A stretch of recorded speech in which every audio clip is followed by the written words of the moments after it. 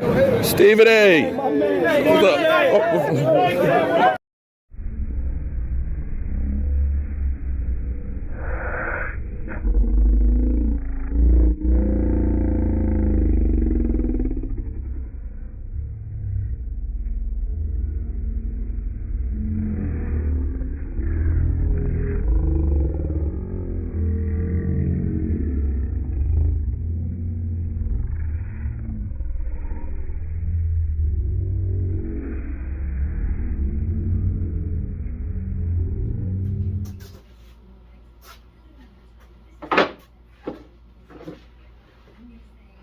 What's up, good people?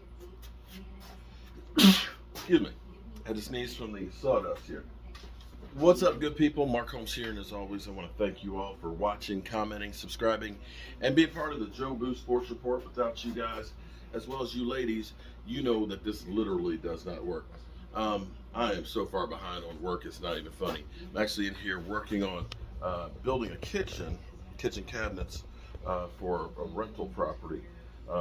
Corner cabinet, and then just cabinet go beside it, sink cabinet, and then microwave cabinet and all that stuff. Got the carcasses built. I'm getting ready to start working on putting it together, the last two pieces here, and then make the face frames.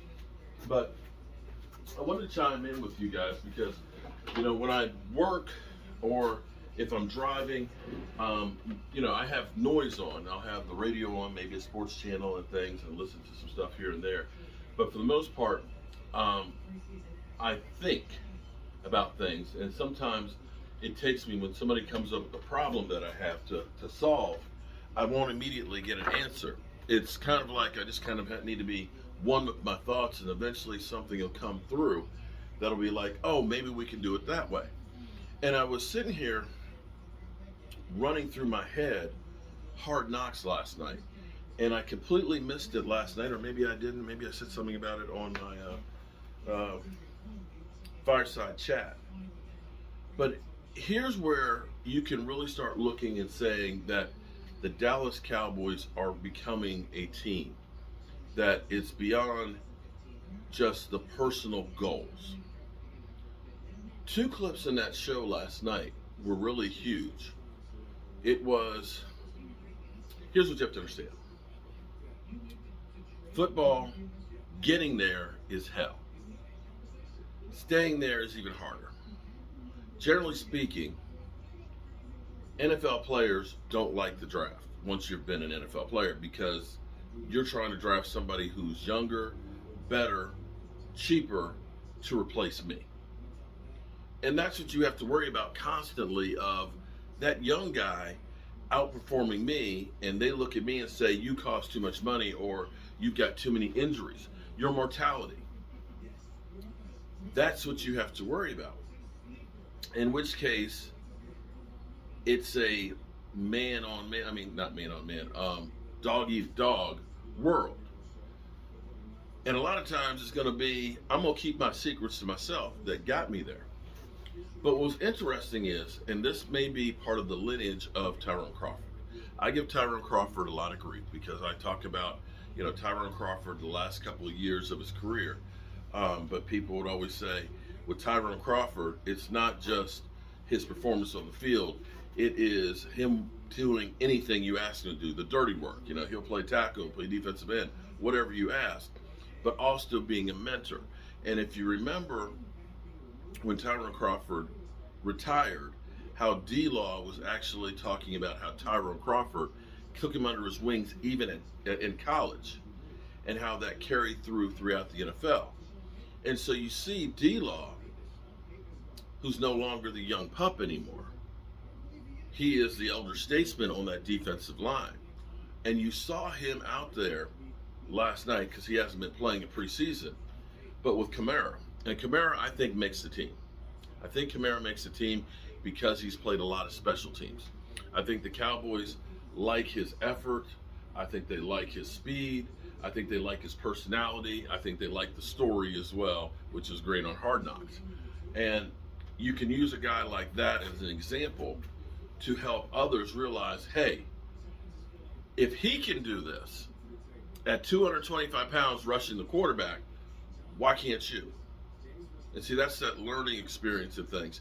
And this is where you realize it takes a whole village to raise some kids, or to raise some NFL players. But you see D-Law in there coaching, mentoring him, telling him what he's doing wrong, and trying to help him become a better player. Because ultimately, when you help somebody down the line, somebody who's trying to get where you are, you're giving them the tools to end up being the teacher. If you ever seen the movie Bloodsport, back when John Van Damme was young and before he had his addiction problem and it just kind of went crazy. Bloodsport. I loved that movie because, hey, it was martial arts fighting.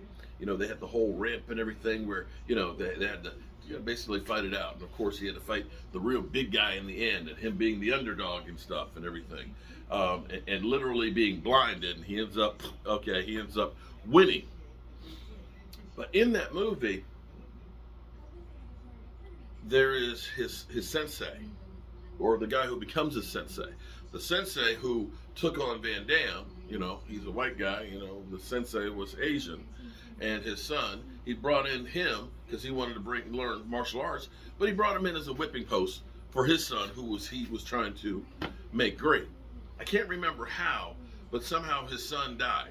And so he was like all depressed because, you know, what we've been doing has been passed on from father to son for all these generations. And now I got no son to pass it on, okay? It's done.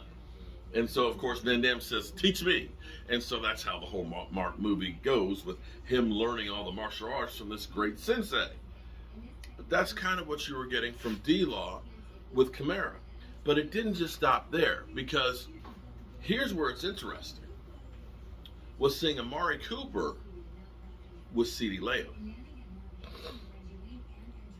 If you're Amari Cooper, you know what's talked about. Dak Prescott, his contract, Amari Cooper in his contract. And of course, the speculation on why Amari Cooper hasn't been on the field with, you know, what was deemed a clean-out surgery. And looking and knowing that next year the Cowboys are over the cap.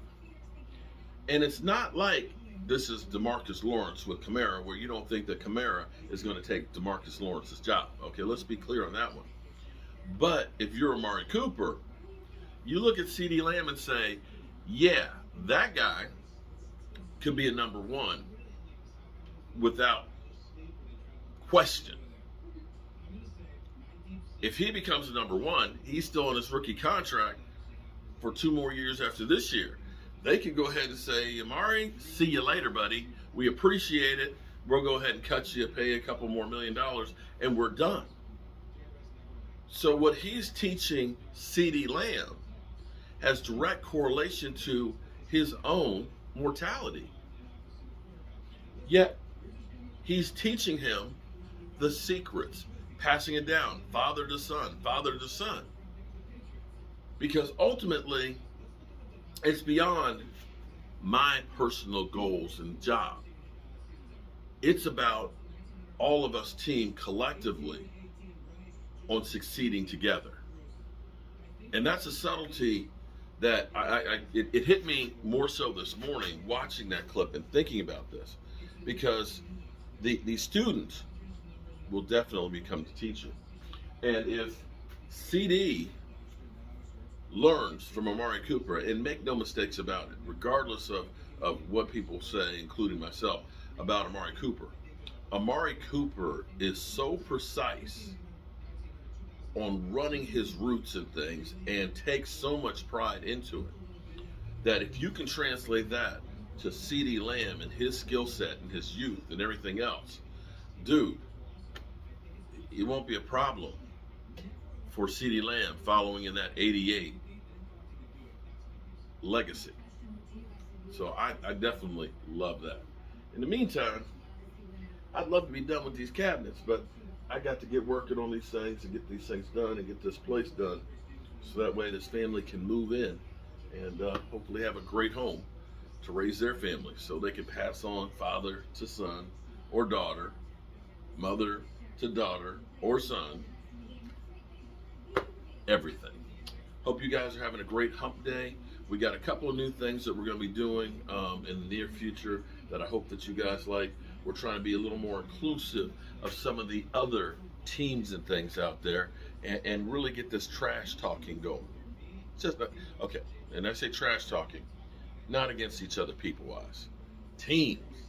And I've had enough of you Washington mother humpers coming in here thinking that you guys are the greatest gift since Lambeau Field to the NFL. Have a great day. Peace.